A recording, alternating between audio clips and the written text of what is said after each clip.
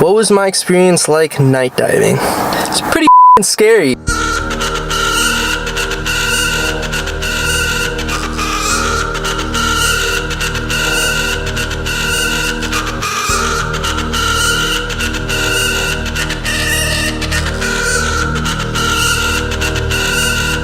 What's up guys, welcome back to my channel where I pretty much just go on adventures and I come back and tell you guys all the crazy shit that happened. Now with that being said, I'm going to introduce something new to this channel, which is going to be called story time.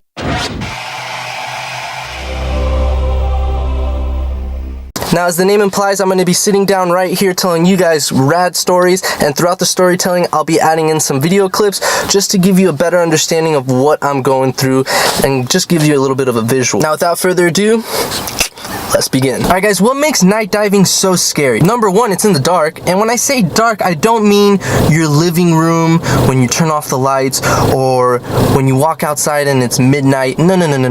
Listen up. It is pitch black.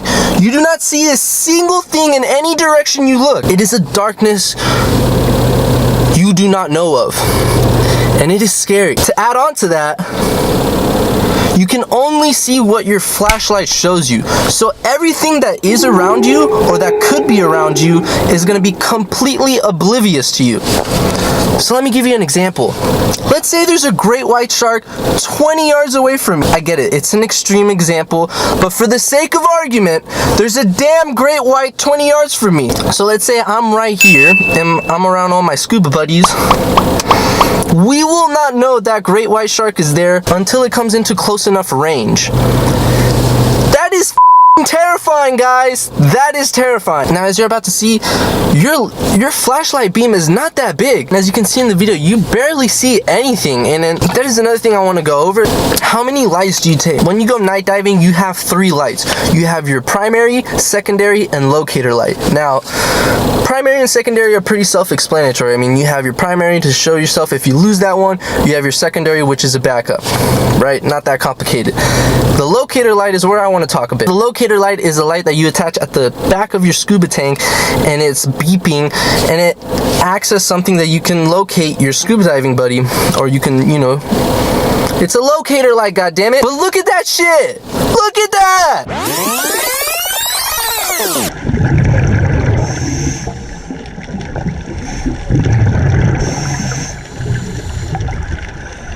Who the is gonna locate me with that thing? Calm down. All I have to say, you know, maybe they're right. Maybe they know what they're doing. Maybe it is a good locator light. But all I'm saying is, if I lose this damn flashlight, there is no way in hell you're locating my ass. No way you're locating my ass with that green beep thing on my back. Good luck, man. Good luck.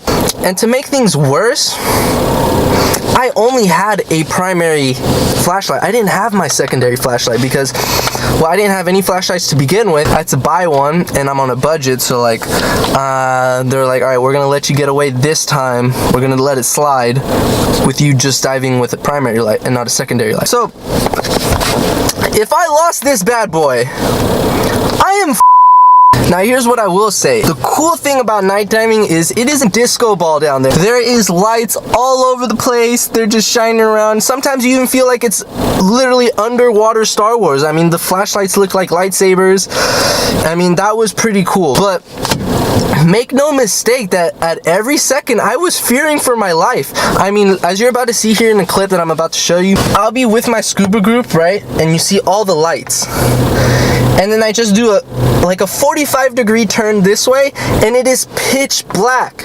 Pitch black. Look at this. Literally, there's my scuba group. Turn over, nothing. Just complete abyss. That is the abyss.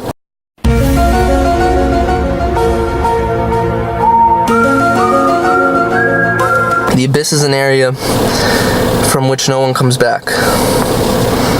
So be aware. Let's change the mood here a bit. I mean, I am scaring a lot of people, but night diving was really cool. All right, we did see some cool stuff down there. I saw my first stingray underwater, a little baby stingray, a little super cool. My little baby stingray, yeah, baby stingray. But yeah, that was pretty cool. And seeing, you know, there was a lot more life out at night than there was in the day. I mean, we saw there was lobsters fucking everywhere, dude. I mean, they were all over the place. One of my buddies had one in his hand. I mean, there was tons of lobsters, fish. This school of fish ran into me. Like, that's another thing. You don't see anything until it comes into your range of light. And apparently there was a school of fish just swimming by, and I was just there, and I turned over, and then 50 fucking spearheads just coming at me, like, in every fucking direction. 2 of them hit me. I just felt them. It's a really cool experience, but would I recommend it to everyone? No. If you're someone that's always paranoid or scared of what's behind you or who's behind you, and you're just very anxious all the time, dear Lord, don't go night diving. That is a no-go. You will not enjoy it, let alone probably die. Now, before I end this video, guys, I have to expose some people. I'm sorry, it's just too funny. When you go scuba diving, the thing that you wear underneath your fin is a wetsuit-like boot. It looks like this, all right? Now, when I was scuba diving, I saw someone with purple Converse. Alright? Just the fact that she's scuba diving with regular shoes is weird enough on its own, but the fact that they're bright purple, I mean, it's just, you would think it doesn't get any better than that. It does. The thing is, it does. It really does. Because I was scuba diving, and then 2 minutes later, I see someone with cow Converse.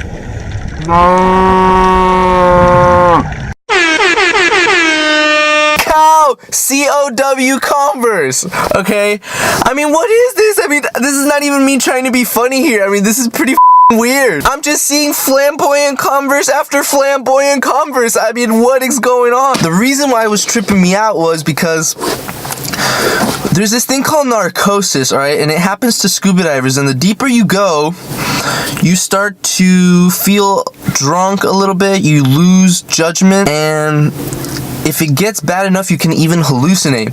And I'm not joking here, okay? If you look at these, if we look it up, right here, signs and symptoms of narcosis breathing air comments. We scroll down, sleepiness, impaired judgment, confusion, and look, hallucinations. So, I'm so happy that I brought my GoPro and that I got video of this, because could you imagine if I went up to the surface with zero proof of this, and I just started telling people, yo, I saw people with cow Converse super deep in the ocean at night? I think people would look at me a certain way. Overall, my experience, I loved it. I thought it was rad. But I'm also an individual that likes to live on the edge. You know, I like to skydive, I like to rock climb, scuba dive. So these are things that I do enjoy. And I thought it was an awesome experience. I mean, as you can see, all the fish that we saw, the stingray, the orange fish that was like being super mellow in the little cave, not moving around too much, and then like the other fish that we saw, I mean, it was pretty cool. Not gonna lie. Will I do it again? Absolutely. But I will try to do it in a place that has a little bit better visibility and a little bit more biodiversity in terms of life. But yeah, that was my experience night diving. I hope you guys enjoyed this video. If you guys like this style of video, please leave a like, and as always, subscribe, and I'll catch you guys next time. Peace.